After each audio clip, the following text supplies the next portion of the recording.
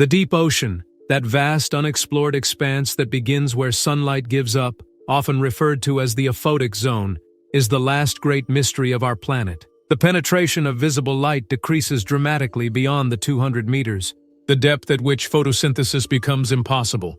To the 1,000 meters, total darkness is reached, an environment known as the bathyal zone. But the true realm of the unknown lurks 10,000 meters, in the abyssal trenches that touch the Earth's mantle. Leave a like, subscribe, and share. Let's begin. In the hadal zone, conditions become apocalyptically extreme. The forces exerted exceed 1,000 atmospheres, more than 15,000 psi, the equivalent of having the weight of 50 jumbo jets concentrated above a human being. Temperatures are around 1 to 4 degrees Celsius. There is perpetual and absolute darkness, free from any trace of solar radiation. This kingdom, which represents approximately 90% of Earth's habitable space, is an alien environment.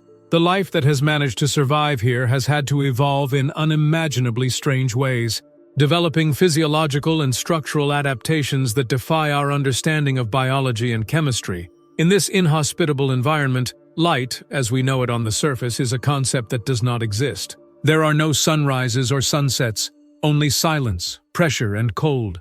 And yet, it was precisely in this void of light, where physics and biology impose rigid limits, that the event occurred which has frozen the global scientific community.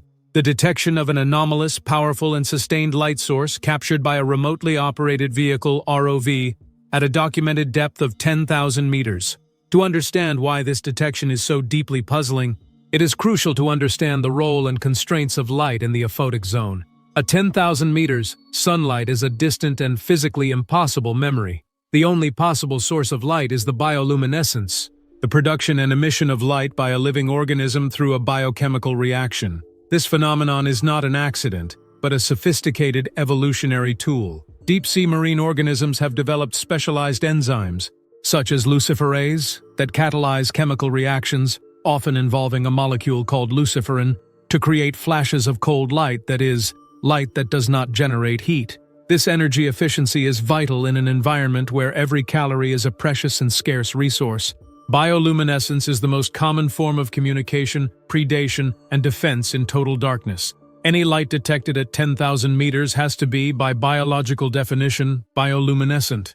Scientists were prepared to capture fleeting flashes, intermittent pulses from known organisms, or the diffuse glow of a swarm of microbial life. What was recorded, however, defied all these expectations in terms of duration, intensity, and spectrum. The expedition in question, aboard the deep-sea research vessel Deep Explorer. Its main objective was the geological mapping and collection of biological samples in one of the deepest trenches in the Western Pacific, an area known for its seismicity and hydrothermal activity. The remotely operated vehicle, named Challenger Deep Explorer, CDED, was an engineering marvel, specifically designed to withstand the extreme pressures of the hadal zone. Preliminary data from CDED showed a critical pressure reading at 10,002 meters when the light event was captured. The scientists monitoring the video feed expected the tedious landscape of finely deposited sediment and the occasional deep-sea creature. The first indication was a sudden and sustained increase in the ROV's photometric sensors. The light was neither a quick defensive flash nor a courtship pulse.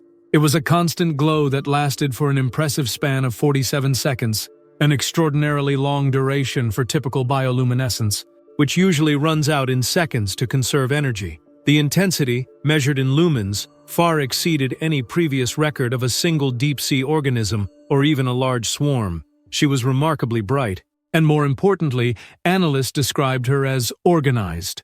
Following the recovery of CDED and the meticulous analysis of the data from the onboard sensors, the scientists under the leadership of Dr. Ilara Vance of the Scripps Institute faced a puzzle that transcended known biology. The light did not fit the profile of any known bioluminescent phenomenon for three key reasons. Most deep-sea bioluminescence is blue or blue-green. This is a biophysical requirement. Blue light, with its shorter wavelength, travels more efficiently through seawater, which quickly absorbs red and yellow light. Any organism that emits green or red light would essentially be wasting energy. However, the spectrometer of CDED registered a significant peak in the green-yellow wavelength. While some deep-sea creatures, notably certain dragonfish, have evolved to see red light or emit red light to hunt prey that are blind to this color, A green-yellow emission at 10,000 meters, which is highly inefficient for long-distance transmission, suggests a transmitter with a unique and completely unknown need or function. It was not a simple blue flash of alarm or attraction. The ultra-high-resolution video, although hampered by the inherent turbidity at that depth, showed that the light source was neither diffuse, like a cloud of bioluminescent plankton, nor point-like and mobile, like the luminous organ of a fish. It seemed to emanate from a structure with a surprisingly defined geometry.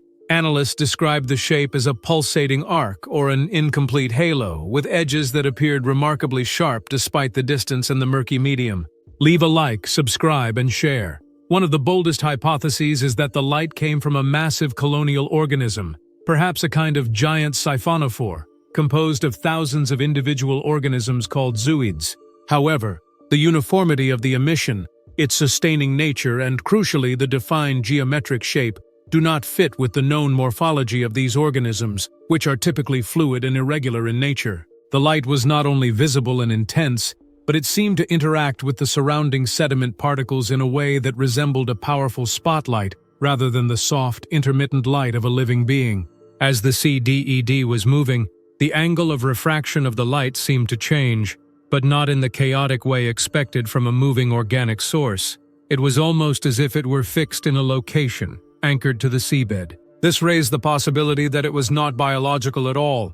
Non-biological sources at this depth are extremely rare. Piezoelectric luminescence, light generated by the friction of minerals under pressure, which is generally weak and unstable, or chemiluminescence, inorganic chemical reactions, neither of which match the intensity and duration of 47 seconds in the recorded green-yellow spectrum.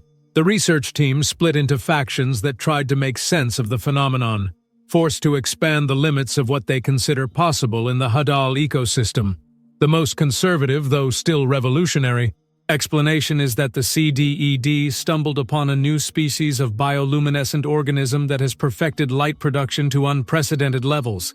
This creature could be a predator that uses its powerful light to blind its prey, a territorial body that uses it as a high-energy warning signal, an example of natural biotechnology on a scale never seen before, with a light-producing organ of perfect efficiency and structural organization to emit in an atypical spectrum. Energy expenditure. Maintaining such an intense and long light emission would be an unsustainable biological waste, unless the benefit, hunting a large and rare prey or a unique reproductive event, justified the metabolic cost.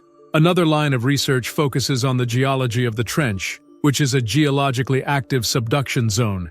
It is postulated that geothermal heat, combined with an exceptionally rare hydrothermal fluid chemistry, could have triggered a high-intensity chemiluminescent reaction.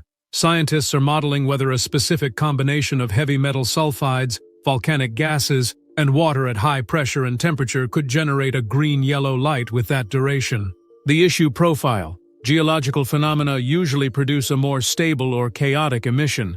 The pulsating and organized nature of the light arc greatly complicates the purely inorganic explanation. This is the hypothesis that has frozen scientists, forcing them to confront the limits of their knowledge and the possibility that not every phenomenon on Earth is understandable under current paradigms. The duration, intensity, and organized geometry of the light have led some to consider the possibility of a non-natural source, that is, of technological origin. If the source is neither biological, which uses enzymes and luciferin, nor geological, which uses minerals and heat, the remaining possibility is that it comes from a created structure or machine. Lost human technology. The idea of a secret experimental submersible or a lost military artifact.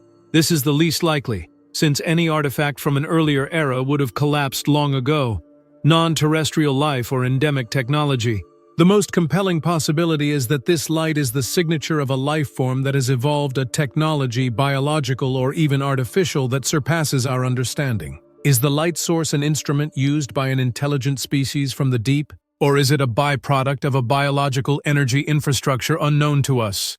This phenomenon, if confirmed, would redefine the habitability and development potential of life in extreme environments. The mysterious light incident of the 10,000 meters has refocused global attention on the urgency and financing of deep-sea exploration. The current data, a segmented video, 47 seconds of photometry and an anomalous spectrum are insufficient to solve the mystery. The only way forward is to return to the detection point. A new deep diving mission has been planned, with an improved ROV equipped with the latest generation of broadband spectroscopic instrumentation, high-sensitivity thermography, and fluid sampling systems capable of capturing even the most fleeting organisms. The goal is not only to recapture the light, but to obtain a sample, a physical or chemical fragment of what is producing it. What has become unequivocally clear is that, even in the darkest, pressurized, and seemingly inert corner of the planet, where we thought we knew the basic rules of life and physics, the ocean is still capable of surprising and challenging science. The mysterious green-yellow light at 10,000 meters is not just an anomalous phenomenon. It is a beacon illuminating the immensity of what we still do not know about the blue home we call Earth. The abyss, far from being an inert void, seems to be the stage for biological or physical processes so advanced that they redefine the limits of life in extreme conditions. Leave a like, subscribe, and share. Until next time.